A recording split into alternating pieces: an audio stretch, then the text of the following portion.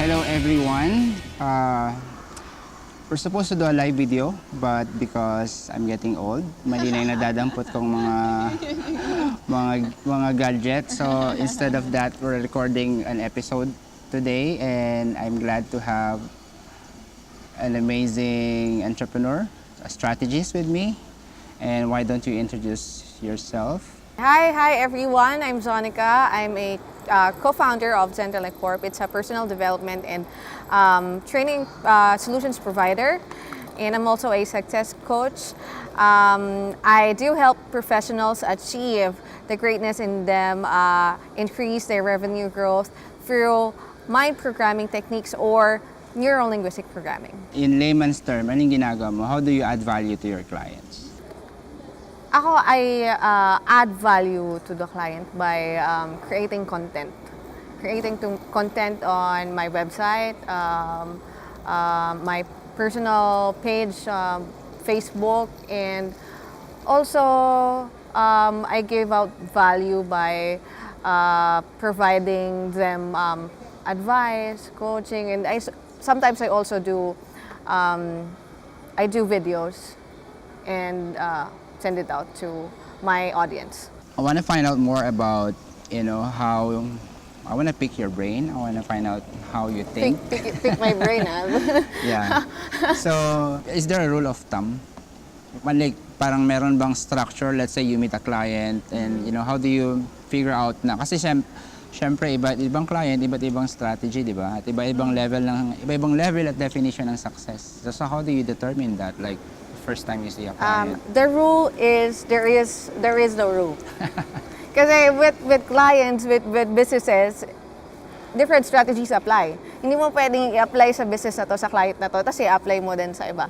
So the rule is there is no rule. So you have to really know the client better. You have to study the fundamentals better. You have to really research on ano bang mas makakabuti for this client. In terms of reaching out, you mentioned you create content. Anong insight mo about, because this is a storytelling episode, I think, would end up on my classroom storytelling. So, Okay. in terms of creating content, anong insight mo in using storytelling for these brands? Kasi one thing kaya yung storytelling, it's really effective and it doesn't get old kasi number one, stories, they don't look like selling. Yep. Diba? When you use storytelling, hindi naman halatang nagbebenta ka, di ba? And it also taps your emotions with storytelling para mahuhulog na lang yung loob mo sa product unconsciously. We want something na hindi tayo bebentahan. So that's why storytelling always works. 'Di ba? Kaya nakaka-addict yung mga Korean novela, 'di ba? Yung mga Filipino movies, soap operas kasi Alam niyo na ako na pinanonood niya. I mean, syempre maraming talagang na-addict. Admitted naman ako. Kasi it creates parang the happy feeling which is addictive. Itong technique na to, it involves some level of risk and bravery sa mga entrepreneurs. Kasi when you ang dali kasi mag-advertise, di ba? Kasi sasabihin mo lang, ang galing ng company ko, mas magaling kami sa iba, or mas matagal na kami sa competitor namin. Pero pag stories kasi, it involves being true to the brand message or the brand story or whatever they believe in. Anong mapapayo mo dito sa mga business owners na hindi pa sila masyadong convinced na Sa storytelling.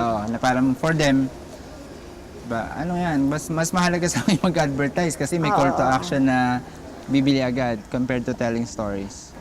So, ang selling kasi, when you sell, it means that you don't exchange lang something for money. Selling is exchanging value for value. So, kapag nakitaan ka ng customer ng value, na binigyan mo siya ng value, she can give you the value you want in return. So, syempre, when you go out there, then you push product, asan yung value doon? Diba? Pero kapag you tell them stories, na-touch sila sa story mo, may natutunan sila sa story mo, that is a value right away. And when you give value, and when you give value, doon the selling follows. The selling follows kasi eventually your customers or your audience will give you something in return. Ano yung practical tip na ma-advise mo sa kanila? Parang, kunyari, ako, what I would do is experiment, Find a comfortable angle na kaya nyo ikwento. Kasi, ang nakikita rin ng ibang business owners dyan is, ang mali nila is, kala nila ma-fake nilang storytelling, which is mali. So, I would advise new business owners or yung nag-explore pa ng storytelling na mag-experiment. Tingnan nila ano yung comfortable nilang ikwento. That's an advice for me. For you, ano sa tingin mo pwede mo i-advise? Kasi storytelling naman, you can always start with the company story, di ba? For example, the owner of the company, di ba? May magandang story pala na eto dumaan from rags to riches tong si CEO, di ba? They can always share that. They can use their own story na mas magiging credible, na mas magiging authentic kaysa, 'di ba, gumawa lang ng story. So parang ang tip ko talaga when creating story is not focus on the product. Yep. Not focus on the product. Focus on how you can change or how you can touch your audience's heart, and the selling will follow.